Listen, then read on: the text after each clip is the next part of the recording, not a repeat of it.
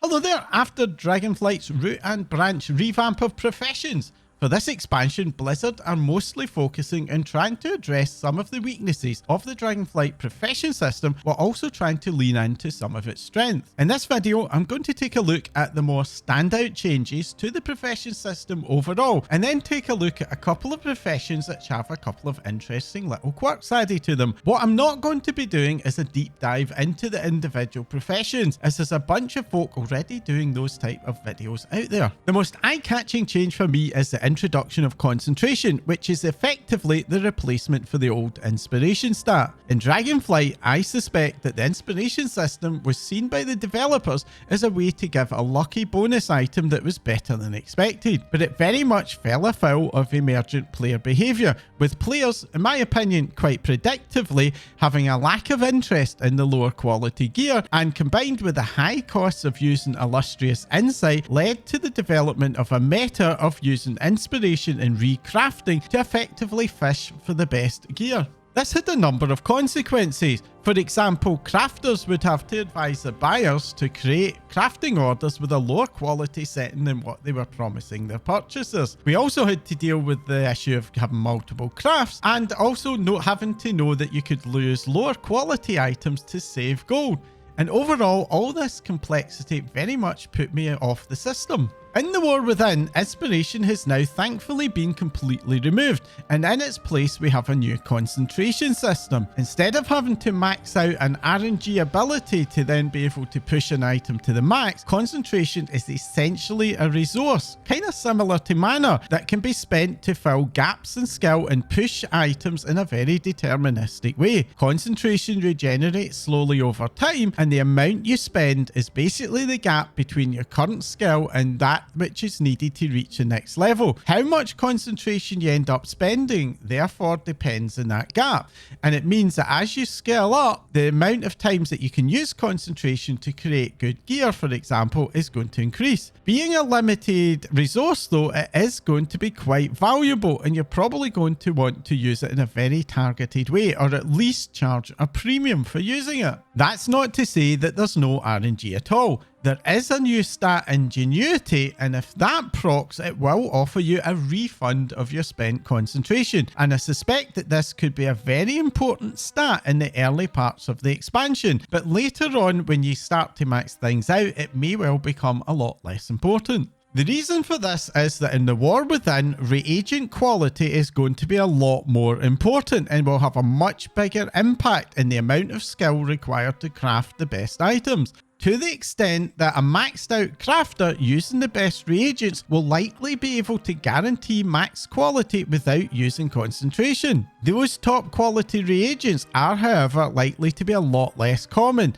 In other words, they're going to be a lot more valuable, and I suspect that this will mean that concentration will still continue to be quite important. How this will play out in terms of emergent player behaviour does remain to be seen. Will players just be happy to pay extra for rank 3 reagents, leaving crafters unable to charge any sort of premium for concentration, or will the opposite turn out to be the case? I think it's going to be quite an interesting ride for sure. A lot is going to depend on just how limited the top quality reagents will be compared to Dragonflight, especially once people start maxing out their professions. If top quality reagents do turn out to be very hard to find relative to the lower ranks, there's a fairly high likelihood that crafters will end up making heavy use of concentration throughout the whole expansion, most likely charging a hefty premium when they have to use it. On the other hand, if the availability of such reagents exceeds demand, be that through botting or just through the tuning of their availability, then concentration will eventually be worthless.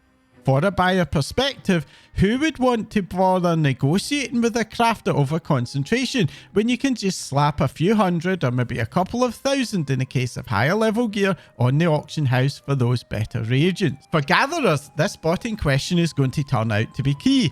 Restrictions on the availability of rank 3 herbs and ores has the potential to increase their value a lot, and that could make gathering a lot more interesting as you level up, similar to the way the anchor weed in BFA did. But if the markets just end up getting flooded anyway, that will not be the case. On the subject of crafting orders, and I think it's fair to say that in Dragonflight, crafting orders really didn't live up to expectations. Certainly the expectations of the many players who had been asking for a system like this for a very long time. Right from early on in the expansion, a very common complaint by crafters was the lack of public crafting orders, a major issue given that fulfilling those orders was a key part of leveling up professions. This ultimately led to players having to use alts to create personal crafting orders that they could then fulfill for themselves. In the War Within, Blizzard seemed to have bowed to the inevitable by introducing NPC Crafting Orders. Essentially, every crafter now gets an extra tab which will offer them a selection of personal to them crafting orders that have been created by NPCs. These orders are very varied. Some will have all the materials supplied, some will have only some, and some won't have any materials at all. What is interesting though is that these orders don't just award commission and maybe knowledge points. NPC crafting orders in many ways are going to act like daily or world quests, can have the potential to offer additional rewards such as missing recipes, Artisan's Acuity, which is a new version of Artisan's Metal, and also little goodie wags which include rewards of reagents. One thing that's very interesting about this is that it could become a system for sinking trade materials out of the economy, which could result in boosting the value of materials or even inflating demand for some crafted materials. In 10.10 and 10.20, we did get those crafting quests that would ask us to contribute sometimes fairly significant amounts of crafted stuff, which felt a little bit like busy work. And I suspect that as an experiment, this could potentially be a much better way to do what those quests were trying to do. It's not entirely clear currently if the rewards from these orders will offset the costs if you do have to supply your own materials. But if, especially as you max out your profession, the rewards turn out to be good enough, this could potentially become a new version of the mission table, i.e. a way to get some bonus rewards or gold for alts for relatively little effort. One thing I am more certain about though is that this will likely make it a lot easier to level up professions, especially in alts, as we now again have the ability to just spend gold to max out a profession. While the orders are somewhat time gated, Blizzard have said that there is a built-in catch-up system which will likely greatly increase the number of orders available over time. Moving over to gathering professions, and as you might expect, there isn't a massive number of changes. For the most part, everything is going to be very much the same as Dragonflight, with one notable exception for herbalism. In Dragonflight, herbalists had a little bonus minigame where they'd occasionally have seeds drop that they could plant in rich soil patches, which would then spawn over the main Dragon Isle zones. The effects you got from the seeds depended on the type of seed that you planted, with one type of seed even spawning a little daily rare.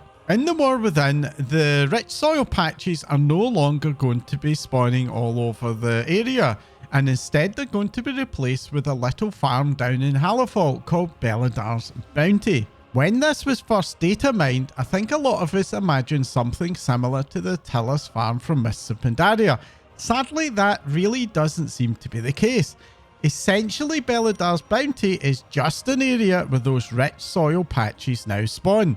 One thing of note though is that these are group lootable, and being concentrated into a single area might make this somewhat interesting for group farming. This will heavily depend though on spawn rates, something that's not been super clear from the testing in beta.